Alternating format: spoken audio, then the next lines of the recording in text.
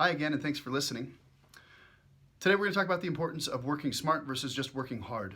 Very often we see clients coming into us with the idea that if they don't work really hard and they're not sweating, nothing's really happening. But you can try a little experiment as you listen along at home. Just press your hands together as hard as you can and notice if you just use your chest and shoulder muscles, if you start to tense up other muscles. In most cases, we'll tense up our back, our stomach, something else. And what we notice is that when people work as hard as they possibly can, they tend to compensate and use other muscle groups that aren't necessarily intended to be a part of the given exercise. That's why we're much more focused on using roughly 50% of your strength so you can really focus in on the muscles that we're after.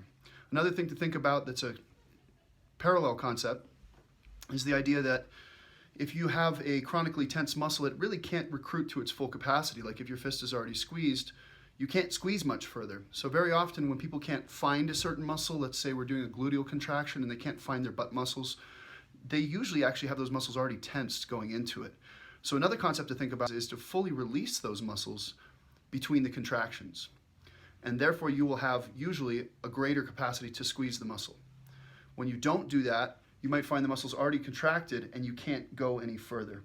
So really giving some space in between exercises and going slow and doing your reps as even as you can bilaterally is a really important thing to be thinking about as you do your exercises and any other exercises you're doing, whether it's in the gym or the yoga studio or elsewhere. Thanks again for listening.